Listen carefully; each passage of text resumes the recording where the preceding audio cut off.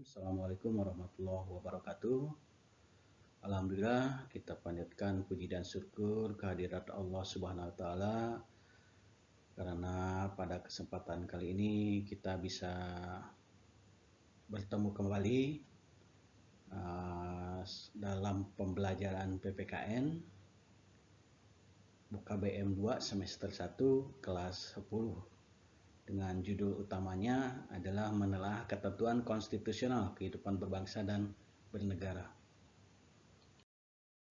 Sebelum kita lebih jauh berbicara tentang menelaah ketentuan konstitusional kehidupan berbangsa dan bernegara, alangkah baiknya kita sama-sama perhatikan tujuan pembelajarannya terlebih dahulu. Yang pertama adalah peserta didik mampu mengidentifikasi wilayah negara kesatuan RI. Kemudian yang kedua, peserta didik mampu mengidentifikasi kedudukan warga negara dan penduduk Indonesia. Kemudian yang ketiga, peserta didik mampu menganalisis kemerdekaan beragama dan berkepercayaan di Indonesia. Dan yang terakhir, keempat, peserta didik mampu menganalisis, menalar, dan mengolah sistem pertahanan dan keamanan negara RI. Baiklah anak-anakku sekalian, coba kalian perhatikan tentang wilayah NKRI. Di situ ada gambar peta Indonesia dari mulai peta Pulau Sumatera, kemudian Kalimantan, Sulawesi, Papua, dan Pulau Jawa. Nah, masing-masing pulau itu ada yang dibatasi oleh negara asing, atau contoh misalnya Sumatera itu dibatasi oleh Singapura, kemudian Malaysia, kemudian Kalimantan ada Malaysia dan Brunei, kemudian Papua di situ ada Papua Nugini karena dulu kita namanya Irian Barat, bukan Papua. Nah, batasnya adalah Papua Nugini sebelah timurnya. Kemudian ada Timor Leste. Itu adalah negara-negara asing yang membatasi wilayah negara kita. Nah, jadi kalau kita perhatikan lebih jauh lagi, yang pertama bahwa Indonesia adalah negara kepulauan. Hal ini ditegaskan dalam pasal 25A Undang-Undang Dasar RI tahun 1945 yang menyatakan bahwa negara kesatuan Republik Indonesia adalah sebuah negara kepulauan yang berciri Nusantara dengan wilayah yang batas-batas dan hak-haknya ditetapkan oleh undang-undang. Nah, undang-undang yang dimaksud adalah Undang-Undang Nomor 43 tahun 2008 tentang wilayah negara. Yang kedua, luas wilayah Indonesia itu mencapai hampir 5.193.250 km persegi.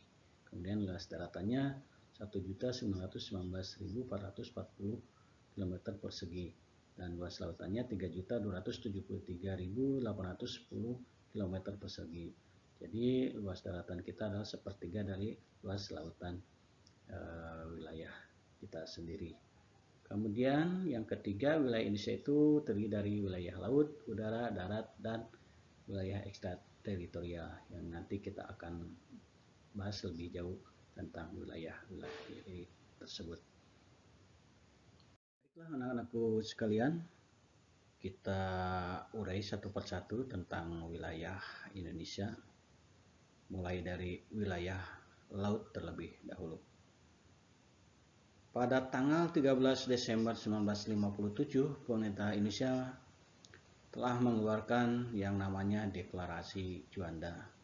Apa itu Deklarasi Juanda? Pada saat itu pemerintahan Soekarno dengan Perdana Menterinya Juanda mengeluarkan kebijakan tentang wilayah laut Indonesia yang isinya diantaranya satu, bahwa Indonesia menyatakan sebagai negara kepulauan yang mempunyai corak tersendiri. Jadi negara kepulauan atau negara yang terdiri dari pulau-pulau mempunyai corak sendiri, ya, beda dengan yang lain. Corak sendiri di sini maksudnya. Yang kedua, bahwa sejak dahulu kala Kepulauan Nusantara ini sudah merupakan satu kesatuan. Artinya Walaupun di situ ada lautan yang memisahkan atau perairan yang memisahkan antara pulau, tapi itu menjadi satu kesatuan kepulauan Indonesia. Yang ketiga, ketentuan ordonansi tahun 1939 tentang ordonansi atau peraturan itu bisa memecah belah keutuhan wilayah Indonesia. Yang dimaksud dengan ordonansi tahun 1939 ini adalah ordonansi yang dibuat atau yang dikeluarkan oleh pemerintahan kolonial Belanda pada saat itu. Jadi perairan kita itu dianggap sebagai laut bebas karena kita punya batas laut teritorialnya antara pulau dari titik telur itu hanya 3 mil pada saat itu. Maka dengan ketentuan itu bisa mengakibatkan terpecah belahnya keutuhan wilayah Indonesia. Itu inisiatif daripada deklarasi Juanda. Nah, dari deklarasi tersebut itu mengandung satu tujuan. Yang pertama, untuk mewujudkan bentuk wilayah kesatuan RI yang utuh dan bulat. Kemudian yang kedua, untuk menentukan batas-batas wilayah NKRI sesuai dengan Ajas Negara Kepulauan. Dan yang ketiga, tujuannya dari deklarasi tersebut adalah untuk mengatur lalu lintas damai pelayaran yang lebih menjamin keamanan dan keselamatan NKRI itu sendiri. Masih tentang wilayah laut, di situ disebutkan bahwa wilayah laut Indonesia dapat dibedakan menjadi 3 macam. Yang pertama adalah zona laut teritorial, yaitu batas laut teritorial di mana garis hayal yang berjarak 12 mil laut dari garis dasar ke arah laut lepas. Jadi sekali lagi, batas laut teritorial adalah garis hayal yang berjarak sejauh 12 mil laut dari garis dasar pulau paling luar ke arah laut lepas. Kemudian yang kedua adalah zona landas kontinen. Yang dimaksud dengan zona landas kontinen adalah dasar laut yang secara geologis maupun morfologis merupakan lanjutan dari sebuah kontinen atau benua dengan kedalaman lautnya kurang dari 150 meter. Dan yang ketiga, zona ekonomi eksklusif atau dikenal dengan istilah ZEE atau ZEE. Zona ekonomi eksklusif adalah jalur laut selebar 200 mil laut ke arah laut terbuka diukur dari garis dasar. Pengumuman tentang zona ekonomi eksklusif Indonesia dikeluarkan oleh pemerintah Indonesia itu tanggal 21 Maret 1980 atau disahkannya tentang pengakuan ZEE oleh Indonesia itu tanggal 21 Maret 1980. Nah, kita ketahui bahwa jarak 1 mil itu kira-kira 1,3 kilometer. Jadi tinggal dikalikan saja kali 12 kemudian kali 200 mil. Nah, kalau yang zona landas kontinen itu dengan kedalaman lautnya kurang dari 150 meter, ditarik garis lurus, garis hayal lurus ke laut lepas itu kira-kira sampai 24 mil. Gitu. Nah, sekarang kita perhatikan gambar berikut ini. Gambar 1. Nah, di gambar ini diibaratkan di sebuah perairan atau pesisir pantai. Yang dimaksud dengan laut teritorial itu 12 mil laut dengan kedalaman penuh dari titik pantai terluar yang ini. Ya, ada gambar perahu kecil. Kemudian zona ekonomi eksklusif itu 200 mil ke laut lepas sini. Ya, itu sekitar 200 mil. Kemudian kita punya hak eksklusif ekonomi terhadap di zona ekonomi eksklusif ini. Ya, tidak ada hak politis, hanya hak ekonomi saja. Dan terakhir adalah laut lepas, adalah di mana eksploitasi diatur oleh badan otoritas internasional. Jadi kalau laut lepas sudah hubungannya dengan negara-negara lain, maka ada yang disebut dengan badan otoritas internasional. Gambar 2 ini untuk mempertegas tentang landas kontinen yang tadi sudah disebutkan, itu dengan kedalaman kurang lebih dari 150 meter. Nah, di gambar kedua ini ada laut teritorialnya 12 mil dari sisi pantai ya, ketika surut diukurnya. Kemudian ada landas kontinen itu 24 mil ya, dengan kedalaman kurang dari 150 meter kita ukur. Ini landas kontinen atau landas benua, daratan di bawah laut. Kemudian zona ekonomi eksklusif itu 200 mil ya, dari bibir pantai atau titik terluar bibir pantai ini ya, dalam keadaan surut. Nah, itu 200 mil. Ini kita punya hak eksploitasi tentang ekonomi. Dan yang terakhir itu laut bebas, itu 200 mil ke selebihnya. Itu laut bebas. Nah, laut bebas ini itu eksploitasinya diatur oleh badan otoritas internasional. Jadi kalau kita perhatikan, kesimpulannya bahwa batas-batas wilayah laut Indonesia berhubungan dengan 10 negara. Sedangkan perbatasan wilayah darat Indonesia hanya berhubungan dengan 3 negara. Yang pertama, batas-batas wilayah Indonesia sebelah utara misalnya. Itu berbatasan langsung dengan Malaysia bagian timur, tepatnya di sebelah utara Pulau Kalimantan. Wilayah laut Indonesia sebelah utara berbatasan langsung dengan laut 5 negara dari mulai Malaysia, Singapura, Thailand, Vietnam, dan Filipina. Yang kedua, batas-batas wilayah Indonesia sebelah barat berbatasan langsung dengan Samudra Hindia dan perairan negara India.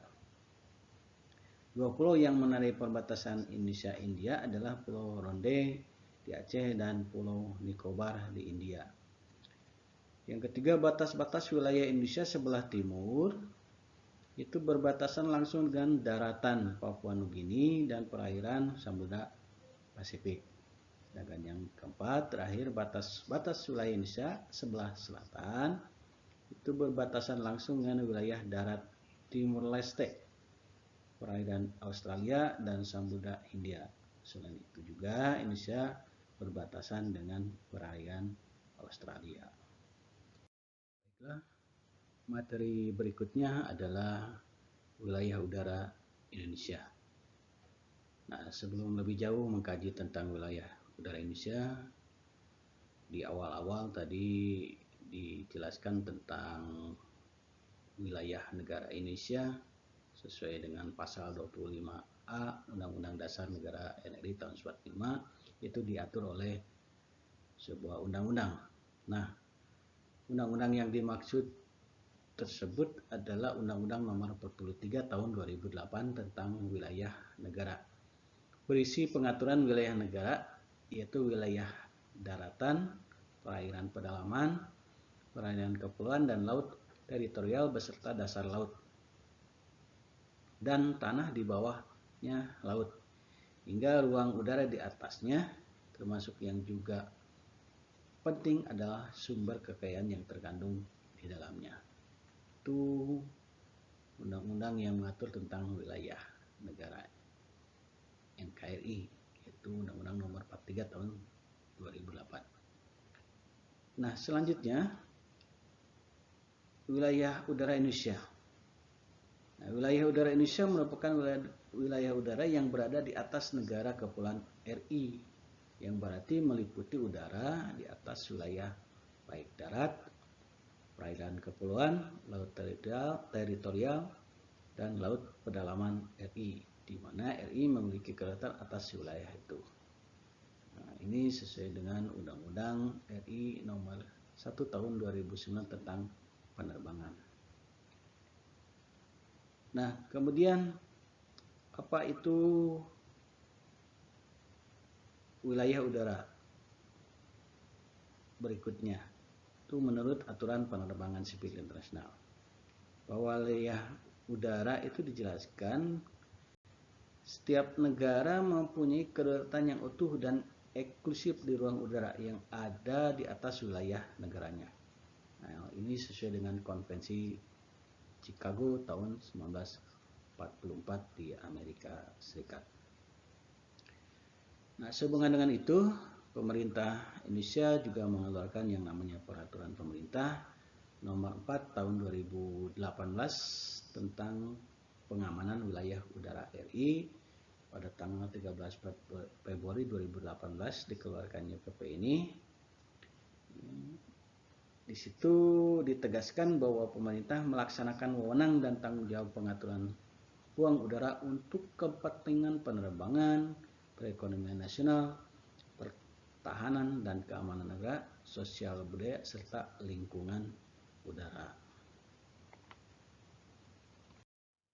Khusus mengenai materi wilayah daratan Indonesia, kita bisa lihat apa itu pengertian dari wilayah daratan, kemudian apa bedanya daratan dengan darat, dan seberapa luaskah daratan Indonesia, dan serta apa saja yang ada di wilayah daratan itu sendiri. Kita mulai dari pengertiannya. Dalam ilmu geografi, yang dimaksud dengan daratan adalah bagian permukaan bumi yang secara tetap atau permanen tidak tertutupi oleh air laut. Itu daratan. Kemudian istilah darat digunakan secara lebih umum, sedangkan daratan digunakan dengan batasan geografis. Jadi istilah dalam geografi, jadi batasan geografis itu namanya daratan. Kemudian permukaan bumi yang tertutupi oleh air lainnya seperti sungai, rawa, atau danau itu merupakan bagian dari daratan, tetapi secara umum tidak disebut sebagai darat. Nah, tahukah kamu bahwa ternyata luas wilayah daratan Indonesia itu mencakup sepertiga dari seluruh wilayah Indonesia. Kita ketahui seluruh wilayah Indonesia itu terdiri dari daratan, lautan, dan udara. Nah, sepertiga dari seluruh wilayah Indonesia itu merupakan daratan. Jadi ternyata lautan lebih besar atau lebih luas dengan perbandingan luas daratan sekitar 1.919.440 km persegi, sedangkan luas lautannya 3.273.810 km persegi. Nah, yang terakhir, wilayah daratan di Indonesia itu kalau kita amati, itu terdiri dari pertama pegunungan. Apa itu pegunungan? Ya, kita semua paham bahwa pegunungan itu di dalamnya itu ada yang namanya gunung itu sendiri, ada bukit dan lain sebagainya, serta pepohonan atau hutan. Kemudian ya selain pegunungan, wilayah daratan kita itu ada yang namanya dataran tinggi dan dataran rendah, serta memiliki lembah. Itu yang dimaksud dengan wilayah daratan Indonesia. Nah, setelah kita tadi mencoba untuk mengkaji atau mempelajari tentang wilayah negara dari mulai wilayah laut, udara, dan darat, yang terakhir kita akan mengkaji tentang wilayah ekstrateritorial Indonesia. Apa yang dimaksud dengan wilayah ekstrateritorial? Yaitu suatu wilayah atau suatu daerah yang sudah ditetapkan secara hukum internasional, maka dianggap sebagai wilayah atau bagian wilayah dari suatu negara. Daerah ekstrateritorial adalah suatu daerah kekuasaan suatu negara walaupun daerah tersebut berada dalam wilayah kekuasaan negara lain. Atau dengan kata lain, wilayah ekstrateritorial adalah wilayah suatu negara yang berada di luar wilayah negara itu sendiri. Nah, ini sesuai dengan dasar Kongres Wina tahun 1815 dan Kongres ASEAN tahun 1818. Contohnya seperti ini, daerah ekstrateritorial mencakup daerah perwakilan diplomatik di suatu negara dan kapal laut yang berlayar di bawah bendera suatu negara. Misalnya daerah perwakilan diplomatik di suatu negara, itu tentang kedutaan besar, baik yang ada di Indonesia maupun yang kedutaan besar Indonesia yang ada di negara lain. Itu merupakan daerah ekstrateritorial. Kemudian kapal asing yang berlayar di bawah bendera suatu negara atas izin dari negara yang dikunjunginya, begitu. Itu maka disebut dengan wilayah ekstrateritorial dalam sebuah kapal laut yang berlayar di bawah bendera suatu negara. Contoh, ketika itu kita mengadakan perjanjian Renville dengan Belanda yang disebut dengan Komisi Tiga Negara, ya, diinisiasinya oleh Komisi Tiga Negara, Belanda, Indonesia, kemudian Amerika. Nah, dilaksanakannya perjanjian itu di sebuah pesawat, sebuah kapal laut yang dinamakan kapal laut Renville yang dimiliki oleh Amerika, negara Amerika itu sendiri. Nah, itu merupakan kapal laut yang termasuk wilayah ekstrateritorial daripada negara Amerika, sehingga dianggap sebagai wilayah yang netral untuk melakukan perjanjian Renville itu sendiri. Sebelum kita mengakhiri pembelajaran tentang wilayah NKRI, maka di sini ada latihan soal atau tugas yang harus dikerjakan oleh kalian. Kemudian silakan pekerjaannya ditulis tangan di buku tugas kalian sendiri. Kemudian hasilnya difotokan, dikirim lewat grup tugas Telegram. Nah, ada 5 pertanyaan. Yang pertama, sebutkan isi pasal 25A Undang-Undang NRI tahun 1945. Kemudian yang kedua, sebutkan isi deklarasi Juanda. Yang ketiga, apa yang dimaksud dengan zona teritorial, batas landas kontinen, dan zona ekonomi eksklusif. Yang keempat, sebutkan isi peraturan pemerintah nomor 4 tahun 2018 tentang pengamanan wilayah udara RI. Dan yang terakhir, kelima, apa yang dimaksud dengan wilayah ekstrateritorial dan berikan contohnya. Demikian pertanyaannya. Sekali lagi, silakan kerjakan, ditulis tangan di buku tugas. Setelah itu difotokan dan dikirim tugasnya lewat Telegram di grup tugas PPKN. Sekian dan terima kasih anak-anakku sekalian atas segala perhatiannya. Bapak ucapkan sekali lagi terima kasih yang sebesar-besarnya. Semoga materi ini bermanfaat bagi kita semua. Amin ya robbal alamin. Sampai ketemu lagi di materi berikutnya. Akhir kata dari Bapak, wassalamualaikum warahmatullahi wabarakatuh.